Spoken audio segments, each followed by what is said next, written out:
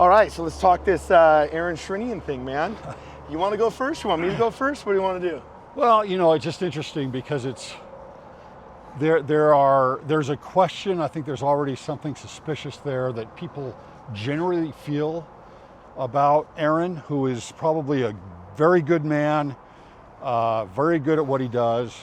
But there's just some questions about some of his background on elements of the Family Proclamation, right? And okay, but specifically people are really angry, especially on X, about his response to the question about whether or not he supports the Family Proclamation. Yes. Your thoughts, because I know I got mine, and I don't think anybody's going to like mine, but I want to hear yours first. Yeah, I think that he needs to learn how to answer that. I think he needs to learn how to lean into it a little bit, even if it's not like exactly what he thinks everybody wants to hear. I think he needs to lean into it more and give some type of a complete response so that there isn't, again, so much suspicion about, well, it's about his background, really. Interesting. So, do you share that suspicion? What's the angustia, as we say in Spanish? What's the, not the fear, but what's the angst, that you're kind of channeling and you think people have online? Well, I would say typically it wouldn't matter. I mean, he's just a church employee. Yeah. Right? So who cares? Well, but he is the highest ranking church employee and arguably the most influential on behalf of the church outside of the Q15. Yeah, so it is an issue, I think, in that regard, to try and say, because the outward messaging of the church is under his purview, right? I mean, yes. So it's like, okay, well, how does that affect the messaging of the church? Does that affect, well, we're not going to cover this or this because I have certain beliefs on the Family Proclamation? And I think I get these questions all the time. And so that's a little bit of what I was addressing when I talked about it. So if I could steel man that side of the argument, I would say there's a lot of generally socially conservative members in North America and Canada who have survived a 5-year battle of woke that culminated in the toxicity of COVID that was literally ripping wards and stakes and families in half. And that battle had slogans and buzzwords that a lot of people kind of feared they heard repeated by Aaron Sherinian, and that also one of the kind of battle cries or one of the titles of liberties, some people might say, that has arisen in that battle is, do you or don't you support the proclamation of the family? And in kind of what some would call a word salad response, it seems he dodged the question instead of simply saying yes. So that makes these kind of more socially conservative people fearful. Wait, are you one of the people that was ready to call the bishop for not wearing a mask from the pulpit 18 months after the pandemic? You know what I'm saying? Right. And it makes them very nervous and almost fearful that influence could take the church more towards that toxic direction than a healthy, more traditional direction. Is that kind of a fair steel man? Yeah, I think that's true. I think that you have to parse it out a little bit more, though, because is it going to take the church in a certain direction? I don't know that that's true. I don't think it would be true. I mean, I think that the brethren are on top of most of these things. However, that doesn't mean that messaging might not change, right? And I think that's what people are mostly worried about. The other thing that's, there's a reason the question was asked. Why would the question be asked? And of course, looking at his hiring, the flack that the host, Scott, talked about was something that was real. And it didn't come out of nowhere. And it didn't come out of nowhere. This is not in a vacuum. This is not in some, corner of the Mormon ether that we just snag, it's just snagged out of nowhere. It is a real issue that people have had. And unfortunately, it's not addressed. And so were you satisfied with his response? No. Okay, interesting. And if you could put in one sentence why would you say you weren't satisfied? One sentence. I don't think he answered it. I don't think there's an answer to it. And it's not like there's some litmus test where you have to go and answer every point of the Family Proclamation or something like that. It's just find a better way to answer this instead of just leaving people in the dark. That's what I would suggest. Okay. I like how you said find a better way, because what's interesting is I have a slightly different take on this. I actually feel he did answer it. Mm-hmm. If you dissect the very, you survived that one? Yeah, that I did. I made it. Good job, bro. You know, if you dissect the, are we getting butted up here? Oh, no, kids, go this way. All right, rock on. If there's any question that we're doing this live, there's your answer right there. Should we try going back? Oh, no, I think there's a playground there. We're going back the way we came, bro. So, okay, so I have a slightly different take. I think he actually did answer it. If you meander through what some people call the word salad, you do indeed find that there's cashews and there's nuts in that word salad. And he did say, I support the brethren, and in fact, it's my job to support the brethren. But I also agree with you that, man, we shouldn't have to sift through the word salad to find it. Look, he can answer it differently. He can answer it differently. Okay, I think it behooves somebody who is supposedly the professional of public relations to read the room and understand where the controversy is coming from and address it. I have to do it all the time on Word Radio. You have to do it all the time on Cwic Media. And I agree with you. I think a much better answer would be, oh, of course I support the Proclamation of the Family. I love it. There's one hanging on my wall, and you support it too, right? Should have cleared the air and moved on. Now we can argue about how well we implement it as members. We can argue about what that means later, so on and so forth. But one of the easiest, most low-hanging fruits you can ever give the generally socially conservative or traditional members of the church in Brigham Young's Empire of the West of North America is just, I support the Proclamation of the Family. It's the easiest thing on the planet. It was a missed opportunity that he didn't do that. With that said, I've been personally frustrated with the online behavior of so many people responding to this, because I think, holy smokes, guys, his presentation was great, very faithful. He didn't have any smoking guns. When asked about the Proclamation of the Family, it's not like he gave us the elitist eye roll. It's not like I wouldn't even call this a gaffe. I'd say maybe a missed opportunity, but I wouldn't call it a gaffe, because you know what a gaffe is? Had he rolled his eyes and his head or something, that would have been the GIF that progmos and anti-Mormons spread all over Twitter and Instagram for the next 20 years, right? But he didn't. And what I thought when I was watching that response was, I thought, we're watching in real time the death of neoliberalism and neoconservatism and the analog era. And Aaron Sherinian, I actually found him very personal. I had a personal conversation with him. Yes. And I'm going to have to help this guy out with some good PR, telling people how well that went, I guess, apparently. You know what I'm saying? But I spoke with him, and I was actually impressed with what I would dare say his faithfulness, because for sure he could be making more money elsewhere. And I view, to a certain extent, though he is well paid, his service to the church, though paid, as kind of partial service, right? Now, some people might take issue with that, but I would say that the best description I've ever heard of what makes a good politician, at least while in office, is you postpone political decisions until they're no longer relevant anymore, presumably to stay in power, right? Well, in the newspaper era, in the radio era, when scandals broke, if you could survive the first 12 hours, stretch that into 24 hours, by 36 hours, there's a new scandal on the front page of the newspaper. Mm-hmm.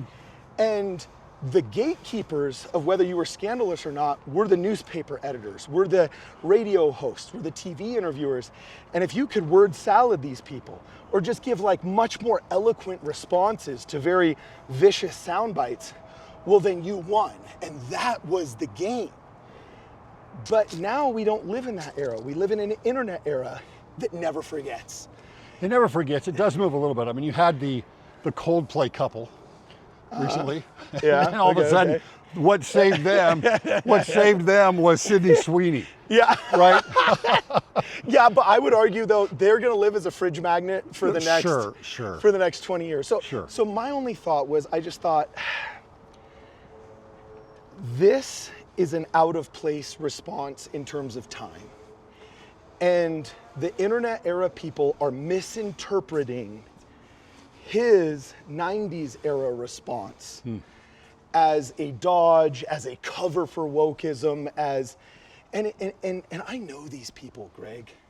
I know these people. In his mind, and I don't pretend to know his mind. Aaron, I don't know your mind.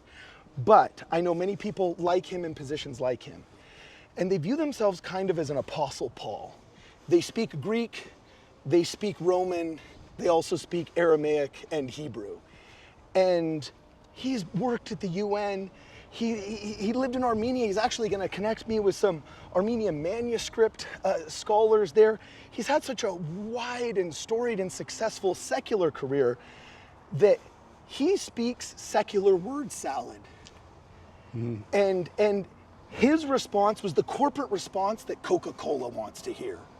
You know what I'm saying? Sure.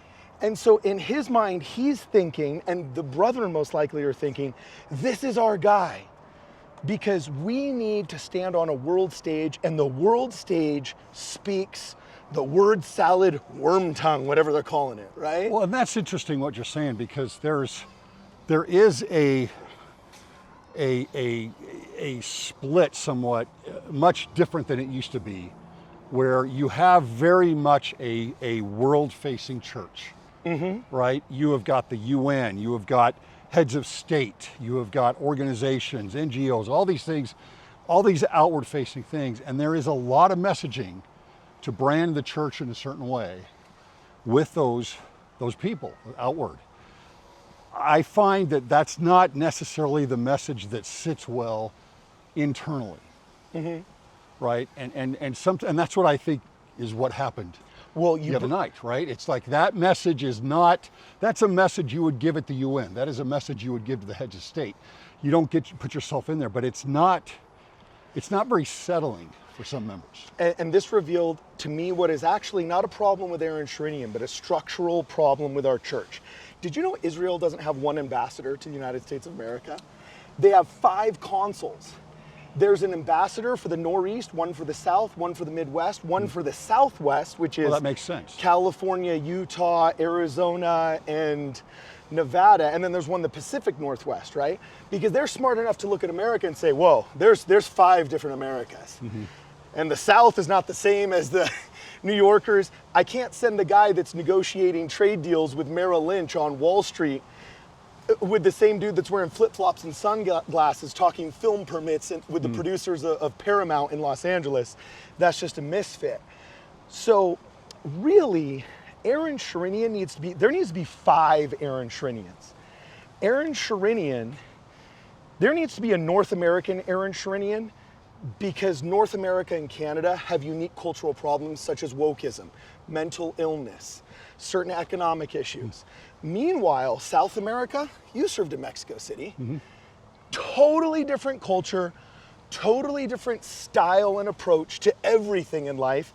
Europe needs to have their own, Asia needs to have their own, Africa needs to have their own, and then guess what? When finally we blow up in the Middle East, there needs to be a 6th. There needs to be 6 PR people that are the outward-facing, highest-paid employee of the church in charge of communications for that region. Aaron Sherinian's answer was a great European or Middle Eastern answer. Sure. It was not Brigham Young's Empire of the West that just survived COVID and is coping with the loss and needs reassurance that we're not going the way of Coca-Cola. That was the missed opportunity. Or Jaguar, right? It's like, or Jaguar, perfect. You know, and that's what I think a lot of people are. That's where the unsettling comes from. People live this. Yes. It is in the media and it's in their ward, and I get this all the time. Yeah. He needs to understand, I think, my perspective, it's only me, but this is something that they are living all the time, and it is a concern for them. It took them years just to translate what was happening which started in about 2019. And now they've got an idea and they're like, oh, is he a part of that group? Yeah. Or is he a part of this group? And so it's not just some fear Yeah. that doesn't have a basis to it. It is the vernacular. It is, are you talking about lived experience? Are you using these words that I've heard that are now concerning to me that I hear in my son's high school at times, or whatever it might be, right? Because wokeism has been an issue. It is a concern. And that's what people are afraid of. Is this someone who is in an influential position that has adopted these positions? Yeah. Right? So the last thing I would say is that we talked a lot about Aaron so far. And I think oftentimes people think you and I represent a lot of the social conservatism of the church, kind of like, especially in like traditional family values, which I think is pretty fair, right? Sure. I'm definitely a lot more economically liberal than you, and we can talk UBI any day of the Boy, week, bro. that's another discussion You know what right I'm there. saying? But I will say, I think a lot of conservatives misbehaved. Just like there was a missed opportunity by Aaron Sherinian, I think there was just downright misbehavior, not necessarily by you for, having questions, but the explosion on LDX, you know what I'm saying? Trying to classify him as some kind of, let's go this way, as some kind of woke clown, as some kind of like, this is evidence. Well, evidence of what? Take the time to dissect the word salad. And yes, he missed the opportunity to have a slam dunk. He missed the slam dunk. He might have even missed the layup, all right? You know what I'm saying? I think he missed the entire backboard, to be honest. Okay. Sorry. But at the end of the day, he didn't give the ball to the other team. Yeah. Sure. Like he did not give the ball to No. the other team, and that's what he's getting accused of. And I think it's unfair, and my concern, just like I have concern about who's our highest paid employee and who's messaging on behalf of the church, I have a concern about the church with a little c itself. The way X has exploded on him, the way some of these influencers have reacted, it's like, what incentive are we giving church bureaucrats to engage with us as, common folk, if you want to call it that, or with the membership, if you can't even post-controversy try and give an unimpeachable but inarticulate response to something without getting your worst posts you've ever made dredged up and then put in your face and then called a woke clown, Sure. effectively an apostate. It's like, what incentive structure are we providing? I would never want to show up to that again and subject myself to that. And what's the worst public? You know what's worse than a woke comms director? A woke comms director that never shows up. That Sure. never shows up and is completely Absolutely. inaccessible. Absolutely, that is definitely better. We tend to take an issue like this and straw man everything that we can, Yeah. right? Depending on your view of this. Both sides, you start to straw man everything. It's much more nuanced than that. And I said this, this is a good man that has a family and is on our team. Yes. He is on our team. Yes. Right? There may be questions about it, and I think that is valid. That's okay. Yeah. You don't need to have questions or even suspicions and just go all out ad hominem Yeah. on an individual. You don't need to do that. Aaron Sherinian needs a thicker skin, and frankly, the Mormon church with a little c and us as church members, we need to freaking chill out and lighten up. You know what I'm saying? They need to lighten up on you. They need to lighten up on Aaron. Like, Wow. let's enjoy Fair. He had a good presentation. Fair was This is awesome, by the way. overshadowed- Fair has I know. been awesome. This is overshadowed. I thought his speech was actually pretty good. Sure. There was a couple parts where it was kind of boring, but he brought up some amazing stats on The some stats stuff were the excellent. church is doing. Yes. And it made me proud to be a member. I wish so many people could see it. Aaron, your presentation was great. I'll give you some Ward Radio shirts to throw out. We could liven up the experience a little bit, but So how do you do this, Cardon? How do you go out? Because I am a big proponent of awareness on this thing. And it's not just that I'm throwing something out there online, a video online, and then all of a sudden there's a reaction. everybody has the same reaction. There's clips of the video out there. People have different reactions on this. How do you teach or influence LDX and everybody else to say, oh, I need to learn about this. I want to be aware of these things. I want to discuss them, because you need to discuss them. The Jews do a great job of this. We don't. Yeah. And instead of discussing them and understanding them, we immediately go to character assassination. Yes. Right? And it's like, you have to be able to split those apart. Well, that's the key, is we have to discuss, but something I try and do in all of my videos when I start out, and maybe it's just because I'm an ADD millennial that makes my decision whether or not I watch a video in the first 3 seconds, is I think it's important at the beginning of the video to say, hey, if we're talking about Aaron, I'm on your team. Sure. You know, Aaron, I'm on your team. I think we had a missed opportunity here. Let's discuss it. So that in those first 3 seconds, it's not like, oh crap, they're lambasting me. Because you and I, as much as we're public figures now, and we're used to it, I've always maintained you can never not take it personally. And that's actually something that I like that he said. Yeah, I told him that. As public figures, we have to learn how to take that nasty comment only 0.001% seriously, so that if we get 1,000 of them, we still have a 99% good day. You know what I'm saying? Like, because any influencer, any celebrity, I've never met one that is truly able to actually have it be like water off a duck's back. And if we are really Christians, then we have to approach it just like, I think it's Matthew 22 says, first approach thy brother, then if that doesn't work, approach him with a friend, and if that doesn't work, then bring the church. We have to engage in holy conflict resolution. And a unique problem I see, especially on X, is that whenever there's an issue, we go to X first. And this is why I have respect for you, and this is why I'm actually doing this walk with you, is because you're really good at calling people up, saying, hey, let's have a conversation. You're super good at couching all of your controversial takes in, hey, I love this guy, we're on the same side, you know? Yeah. And I think the more we double down on that reminder that, hey, we're all on the same side here, I think that kind of opens people up to the conversation more, and then hopefully Mormons become like a trendsetter in that kind of issue. Well, and I want to bring something else up on this that I think is important. Why you would bring it up in the first place. Why would I bring this up in the first place? Why did I bring it up when he was hired? You know, maybe it's better, Greg and Cardon, not to even talk about it. Yeah. Right? The problem is you can't do that anymore. Because it's going to be talked about. It's going to be talked about from different angles within the church. It's going to be talked about from the Progmos. It's going to be talked about from the Exmos. Yeah. I believe that you and I both have a faithful perspective. Yes. We care. Give me a couple of years and $1 million and I might sell out. But, you know, just kidding. But we care about the church. Yes. Right? Exactly. We care about the church. Yeah. And so I would rather have people hear things from that perspective. We don't live in a world anymore where things are just going to be hidden. You can put your head in the sand and say, well, if I don't talk about it, it's just going to go away.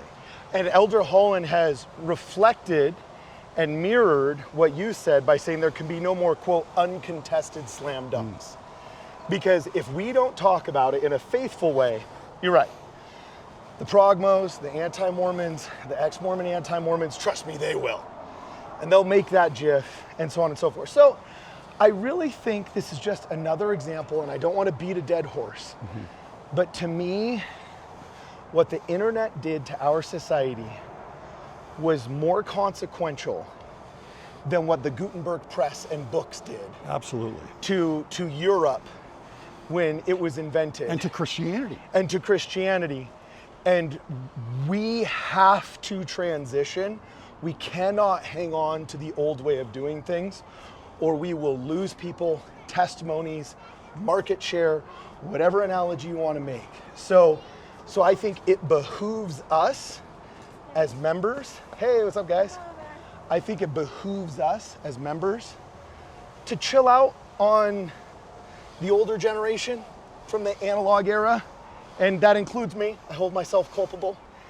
And then it also behooves the paid professionals making millions of dollars that supposedly work in PR to think, I'm going to get asked about the proclamation of the family in front of a bunch of conservatives. Maybe I should rehearse a couple of one-liners, you know, that put him at ease as to where I stand. Yeah, and again, because look at what happened and the flame that was fueled when the church had not spoken about so many things for so long, put out the essays, and it's not good. You know, it's the issue right now is also even with, you know, polygamy was now all of a sudden an issue again. And it's like nobody knows how to articulate it. Yeah. Nobody knows how to articulate it. And so you have to remain quiet. Yeah. Or you're like, oh, I'm not sure what to think. Yeah. Right? Well, hey, you can make a decision if you have an awareness, if you know about things. And so you have to have awareness. Okay, so you got broad shoulders, so you're gonna have to go first because you lift weights, bro. And this is a small little, you know. All right, cool. So I don't know, any last questions for me? I got all my questions out of the system for you. You're so wise and articulate. You know? Why do you think that you felt, did you feel good about his answer? Did you feel good about it? My first thought was, okay, so the short answer is no. The longer answer is no, but I didn't feel bad about his answer. The longest answer is, no, I did not feel good about his answer. I feel it was a missed opportunity, but I also wasn't enraged. I actually kind of just felt a little bit of pity, almost like when you see, and please don't take this wrong, comms department or Aaron or anybody, right? But when you see, my father's a perfect example. I loved playing basketball with my dad. As he's aged, things that he used to do that wildly impressed me, he just can't do anymore. He can only back you down. Yeah, that's pretty much it. Exactly. He's gonna post you up, that's all he can do. Yeah, and it's, I don't wanna rub it in his face. I don't want to, I want to respect my father and mother as best as I can. But right? You're not talking about Aaron specifically. You're talking about. No, I thought when I watched that, I remember the sentence. I thought we are watching the slow death of neoliberalism. That's what we're watching. This was not the 2025 answer. This was the 2017 answer. Isn't that funny that in such a short period of time there is just such a massive change? My dad playing basketball in 2017 was completely different than him playing basketball in 2025. It's almost like because of technology, you know, you used to have like, what was it, a 20, 30-year generation that they would label a generation by. It's almost like you have to do it by 5 years now.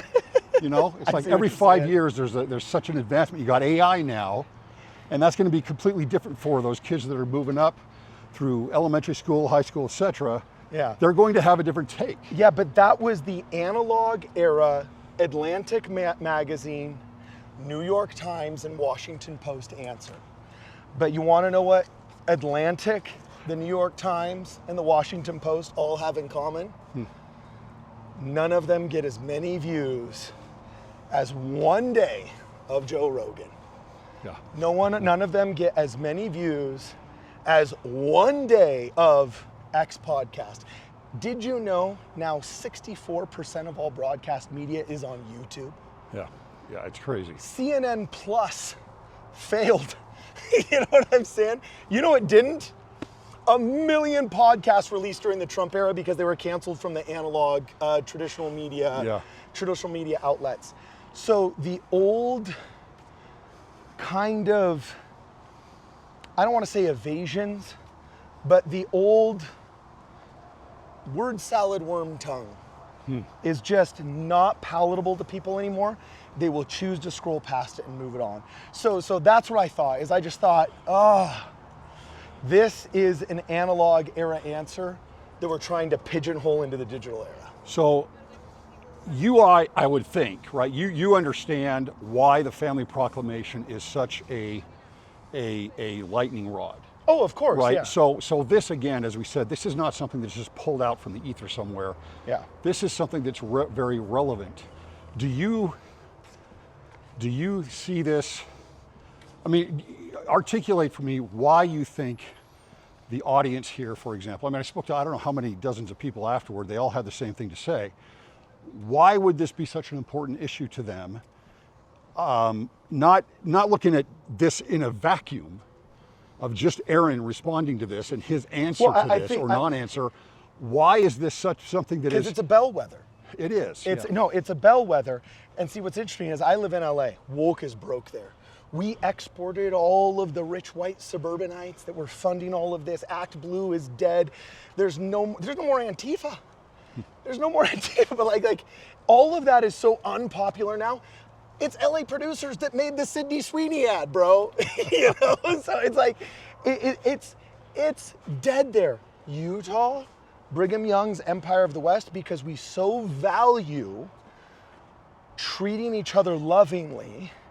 Cry-bullyism that weaponizes love still has a foothold here, and we haven't really quite gotten it out of our system like we have in some of the other cultural centers, right? Now that's an episode you and I should do, because I disagree with you on the trajectory of this. But yes, I understand it. In the LA area, things seem to have been changing quite a bit. Well, dude, we're a city of immigrants now, bro. I mean, like white Christian males, I think we're down to like 25%. And it's so funny because those that are supposed to be represented in this woke identity don't give a rip about it, right?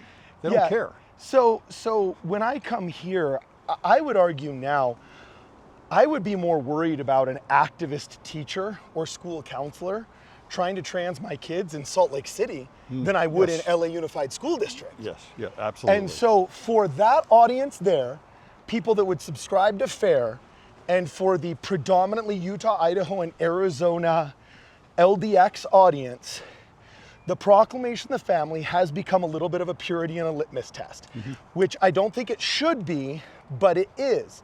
And it behooves somebody that works in PR to recognize that and formulate appropriate responses. And I think the appropriate response is, do you support the Proclamation of the Family? Well, yes, of course I do. Who doesn't? You can't and shouldn't be a member if you don't, you know? And then we can get to the real question of how do we lovingly enforce that? Would you get that answer? I think from future PR people we will, but we're watching the slow death of the analog era. So that's why I had that emotional response.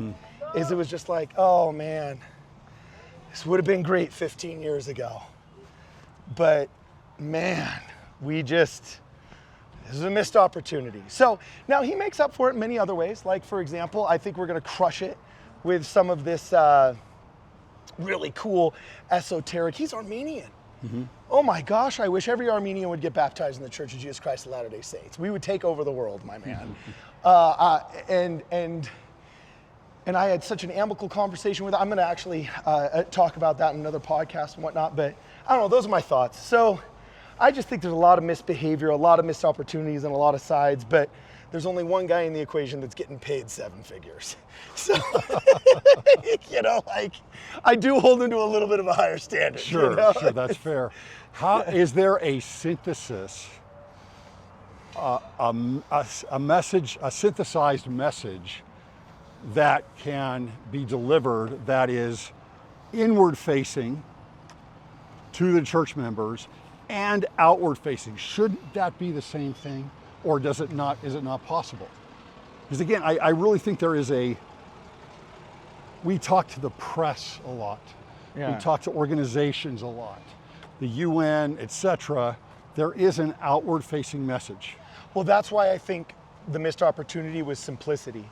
If somebody were to ask, do you support the Proclamation of the Family? 99.9% of Americans that see that, both in the media and laymen, won't even know what that is. So the shorter the answer, the better. First off, if not just to board the audience, but then to force them to look up what it is. Had he simply said, oh, of course I support the Proclamation of the Family. I love it. There's one hanging on my wall. Then the average person would open up the Proclamation of the Family, read it if they were interested enough, and then realize it's a nothing burger. It's only controversial because enough progmos and ex-Mormon anti-mos have tried to chop it up and strawman it and misrepresent it as something it's not. I actually prefer the average layman just read it And what does it say? Oh yeah, you know, generally nuclear families with moms and dads are good, and generally dad should provide and protect, and mothers should nurture and raise, and there's nothing more important you can do than raise your family, and God does not smile upon individuals or societies that don't, and knock your kids out. I mean, not knock your kids out. Knock yourself out, kids. Go have some good, clean fun. That's basically what the proclamation of the family is. It's only when you read it through this toxic, woke, scold, cry-bully lens that you start getting these, well, this doesn't account for anybody that's having a lived experience of transgender, LGBTQ, whatever, that you develop this controversy. So that's why I think clear the air with simplicity. Those that want to look it up can look it up, and they will quickly notice that it's a nothing burger, and that anybody who takes issue with it is the kind of person that fell out of favor in Los Angeles 2 years ago and will be totally out of favor here within 2 or 3 years. That's just my coping mechanism, and I could be wrong. Awesome. Well, you ought to come on more of these walks. Yeah, dude, let's do it. Do it. Rock on.